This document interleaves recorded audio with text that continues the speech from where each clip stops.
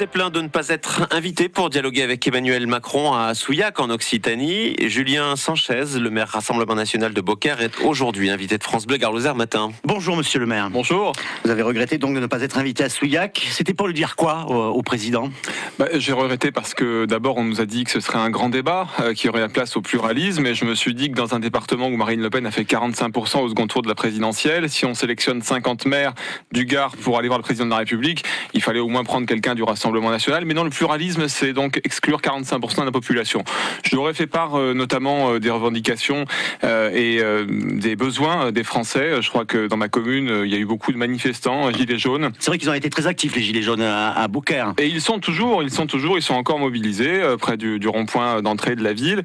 Et je soutiens effectivement le fait que des Français veuillent se mobiliser parce qu'ils n'arrivent pas à vivre du fruit de leur travail, du fruit de leur retraite. Il y avait beaucoup de gens qui manifestaient pour la première fois, beaucoup de femmes également. Et je pense que c'est assez sain justement que les gens sortent pour manifester lorsqu'ils n'arrivent plus à vivre du fruit de leur travail. Vous le ressentez à Beaucaire en tant que maire de cette ville gardoise. C'est un malaise qui traverse la société. Et Beaucaire, en ce sens, c'est une ville très marquée. Oui, bien sûr, parce que je le vois en tant que maire. Moi, je fais des permanences sans rendez-vous plusieurs fois par mois. Je fais des réunions de quartier. Je suis vraiment au contact de la population tous les jours.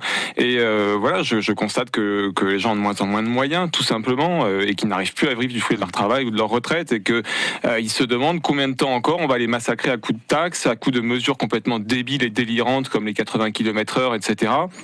Et c'est vrai que ce gouvernement, il est coupé des réalités, il est hors sol, et donc on ne peut que soutenir les revendications des Gilets jaunes, effectivement. Vous avez invité la députée En Marche, Françoise Dumas, à rencontrer les Gilets jaunes de Beaucaire, justement. Vous a-t-elle répondu ? Non, ça fait 11 jours maintenant que je lui ai écrit. Alors je sais que c'est peut-être un peu compliqué de répondre à un courrier, mais enfin je suis assez étonné qu'un député de la nation, quand le président de la République dit qu'il faut un débat national partout, qu'il faut organiser des réunions partout, je suis étonné que la députée de ma circonscription fuit le débat et ne veuille pas aller au contact des Français.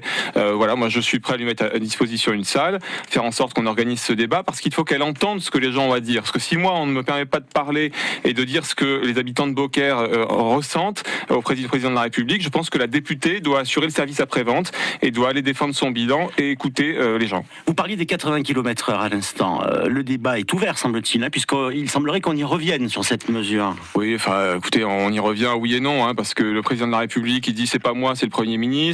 Comme d'habitude, il se défausse toujours. Il dit je suis l'enfant de la crise, l'enfant de la colère. C'est un enfant, le président de la République. Il dit qu'il faudra aménager et donner peut-être plus de pouvoir au département. Ça fait combien de mois que c'est en place, que des gens ont perdu leur permis de conduire parce qu'ils roulaient à 85, 86. Je veux dire, c'est des lois qui sont faites à Paris. Encore une fois, c'est sûr qu'à Paris, on peut pas rouler à plus de 35 dans la plupart de la commune parce que Madame Hidalgo a fermé les quais, etc. Donc on a du mal péniblement à rouler. Donc c'est sûr que les 80 ou 90, eux, ils s'en foutent, ils voient pas la différence. Mais nous, les gens en ont besoin pour aller travailler, pour aller également faire leurs courses, etc. Et moins de morts sur les routes, on s'en fout également ? Mais non, mais enfin c'est pas ça qui fait baisser le nombre de morts sur les routes. Alors je sais bien que le Premier ministre est allé hier se défendre pour dire ah oui il y a eu moins de morts, etc. Mais enfin c'est bidon. À ce moment-là on roule à 20 dans toute la France aussi, et puis comme ça il y aura plus de morts du tout. Donc non, arrêtons. Ce sont des mesures pour taxer les gens. Encore une fois, faut pas s'y tromper, et qui sont prises par des gens totalement hors sol et déconnectés là aussi. Donc il faut revenir évidemment sur cette mesure qui ne fait pas du tout baisser le nombre de morts et qui au contraire fait perdre des permis, et on oblige des gens parfois de 50 ans à déclarer que c'est leur maman de 80 ans qui conduisait pour pas qu'ils perdent eux-mêmes leur permis. La loi anti-casseurs, elle est d'actualité, elle est discutée à partir d'aujourd'hui à l'Assemblée nationale. Elle va dans le bon sens selon vous? Il faut mieux contrôler ces manifestations? Mais ça encore, c'est pour stigmatiser les gens qui manifestent, qui sont à 99% pacifiques. On veut essayer de les assimiler tous à des casseurs, c'est faux, ce sont des gens pacifiques qui manifestent. Oui, mais il y a eu de la casse quand même, ça vous pouvez pas le dire. Oui, mais ce sont bien souvent des antifas, c'est-à-dire des gens de l'ultra-gauche qui sont là, des casseurs professionnels, et que je ne mélange pas à tous les manifestants, quelles que soient leurs appartenances politiques, qui eux manifestaient de manière pacifique. Je constate d'ailleurs que sur le boulevard Victor Hugo, où les banques ont été cassées, il n'y en a qu'une qui n'a pas été cassée et pas visée, c'est la Shahabi Bank, par hasard. Qu'est-ce que vous entendez par là? Non, j'entends que tout simplement on s'en prend effectivement à certaines banques et pas à d'autres. Voilà, il n'y en a qu'une qui n'a pas été visée sur le boulevard Victor Hugo, je le dis juste comme ça en passant. C'est une banque marocaine, donc vous entendez voilà, je vois bien que c'est l'ultra-gauche, encore une fois, qui est à la manœuvre, et je trouve que les lois anti-casseurs, ça n'est pas le sujet.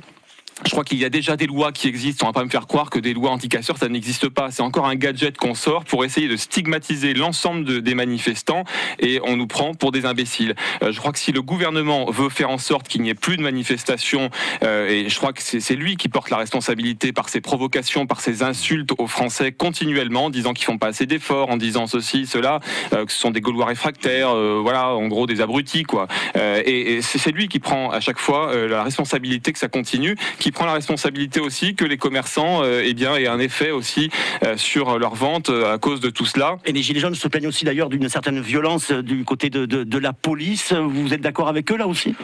Écoutez, faut quand même essayer d'être objectif. Hein. Je crois que effectivement il y a des consignes qui sont données. Et moi je mets pas en cause les policiers, je mets en cause le gouvernement qui donne des consignes aux préfets, qui sont des consignes clairement d'intimidation. Il y a des consignes d'intimidation envers les manifestants et chaque personne. En fait, le but c'est de se dire il faut que les gens aient peur d'aller manifester, qui se disent oulala, si je vais manifester, peut-être que je vais perdre un œil, peut-être que je vais me faire taper dessus. Voilà, c'est ça que les gens doivent penser. C'est pour ça que le gouvernement fait de l'intimidation. Et c'est vrai que moi, par exemple, mes parents manifestent, ils sont des gilets jaunes, plutôt vers à l'est, et je me dis effectivement, est-ce qu'ils vont pas se faire frapper, est-ce qu'ils vont pas se prendre quelque chose? Vous voyez, vous sentirez presque prêt à voter pour une liste gilets jaunes qui est en train de se constituer et vous leur donnez raison sur toute la ligne? Absolument pas, parce que justement, les gilets jaunes que je vois, moi, ils ont très bien compris que cette liste gilets jaunes, elle ne bénéficie qu'à une personne, Emmanuel Macron, parce que qu'est-ce qu'il veut faire? Au Rassemblement national, selon les sondages. Oui, justement, parce que ce qu'a voulu faire Emmanuel Macron, il a vu qu'il était à la traîne dans les sondages et qu'il était très mal placé pour les européennes. Et bien avec son ami Bernard Tapie,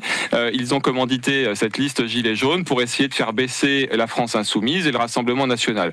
Alors écoutez, s'il y a une liste, tant mieux. Chacun peut se présenter aux élections européennes, mais regardons la personnalité des gens qui composent cette liste, d'anciens socialistes, des soutiens d'Emmanuel Macron, etc., etc. Tout ça, ça ne bénéficiera qu'à deux personnes, le pouvoir en place, et puis les 7 ou 8 personnes qui seront élues et auront un salaire de député européen. Merci Julien Sanchez d'avoir été l'invité de France Bleu Lozère Matin aujourd'hui. Je rappelle que vous êtes bien sûr le maire de Beaucaire. Très bonne journée à vous. Aussi.